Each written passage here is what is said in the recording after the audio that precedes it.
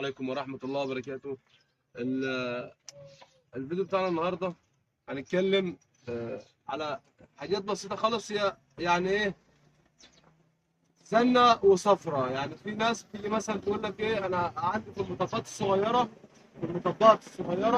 بسمع تزييقة او صفرة، حاجة زي ما تكون ايه صفرة مساعد، صفرة بنز ركبة، الكلام ده كله. فطبعا بنحل الحاجات ديت، نشحن بنز، نغير بيلي فرش، ممكن هيحل مساعد نغيره. وبرده العيب بتاعنا زي ما هو نفس الصفرة ونفس برده التخبيطة والكلام ده كله. تمام. طيب انا هوريك حاجه دلوقتي عشان في ناس كتير معاش يعني ما تعرفهاش، او في ناس كتير ما تاخدش بالها منها. بيبقى الكرسي بتاعك مع كرسي كده، مفيش مشكله خالص، راجل جميل وانت قاعد على الكرسي بتاعك، انت ماشي في المطبات بتلاقي في تسييره بتحسها هنا، تمام، او صفرة بتحسها بالكدون من قدام من هنا. طيب انا بصيت هنا ما لقيتش حاجه، بصيت تحت على الفرش ما لقيتش حاجه، بصيت على المساعد لقيته كويس، حليت المساعد مش لاقي حاجه، انا مش عارف العيب منين، وانا حاجه مزولاني، يعني انا في المشي المطبات حاجه مزولاني مش ظابطه معايا. فطبعا طب اعمل ايه او انا احلها ازاي؟ اقول لك انا ركز معايا بقى شويه الجايين دول. تروح رافع الكرسي بتاعك كده، تمام، وده السبب الاساسي او الرئيسي ان الاستبن بتاعك هو الراجل اللي صنع المكنه عمل لك الاستبن بصاموله زي دي كده، تمام، بصاموله زي دي، ماشي. طبعا احنا بنتكلم دلوقتي على الاستبن. طب ايه هو مال العلاقه، ما علاقه الاستبن باللي انا بقول عليه الصفرة والتزييق والكلام ده كله، بالذات بتبان في المطبات اللي هي الصغيره كمان، تمام كده.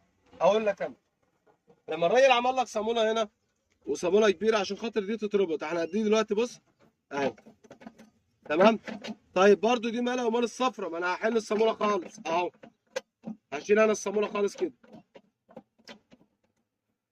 عشان خاطر برضو يقول لك دي مالها مالهاش علاقه. لا اقول لك انا اهو شلت الصاموله خالص اهو. طب انا حطيت الاستبن على كده، في مشكله؟ اه طبعا برضو في مشكله.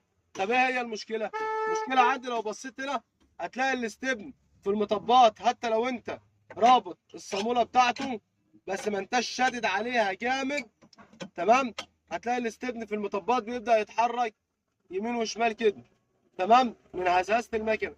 فده انا بعمل ايه معايا؟ بص بيعمل صفرة، هوريك دلوقتي بقى هو عامل ايه من ورا في ظهر الاستبن من ورا، تمام. بص كده بقى، ركز معايا اهو. لو بصيت على الاستبن بقى من هنا هتلاقي بص علم كله بدأ ياكل في بعض، الحديد بياكل في الحديد اللي هو بتاع القاعده بتاعته من تحت من هنا.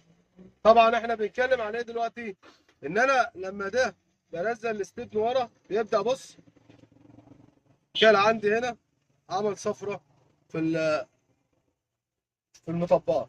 لو بصينا بقى على القاعده من هنا بص اهي علمت في القاعده خالص فين؟ من هنا كده. فده طول ما هو الاستبن محطوط كده، طول ما هو في المطبات تبص بيعمل سامع انت الصوت ده؟ قرب الصوت شويه يا محمد. نفس الصوت اللي انت بتسمعه ده بالظبط، ده يبدا يعمل معاك الصفرة اللي انت بتسمعها. انا قلت اوعي الناس او اعرفك، عشان لو عندك صفرة في المطبات الصغيره ومعهاش مساعد ولا بنز ولا فرش، فانت ما تلفش كتير. اول حاجه تنزل تبص عليها لازم يكون الاستبن بتاعك الصاموله بتاعته مربوطه جامد كده، بص اهو، ما تخليش الاستبن يتحرك يمين ولا شمال، شد عليها جامد، مش هتلاقي الصفرة اللي عندك، هتلاقيها منعت على طول. مكن قديم مكن جديد ايا كان، واحد يقول لك طب ما المكن الجديد عندي الاستبن بتاعه ما مربوط، ما انا ممكن يكون الفرده عندي نامت وانا حليتها غيرتها حطيت الاستبن ما شدتش على الصاموله جامد، تمام كده. ده كان الفيديو بتاع النهارده، استاذنا ان شاء الله في الفيديو الجاي مع ياسر الطبيب ان شاء الله في حياه جديده. وعلى راي اللي هو الاعلامي عمرو اديب بيقول لك ايه، عندنا شويه حاجات في الحلويات ان شاء الله الفيديو اللي جاي.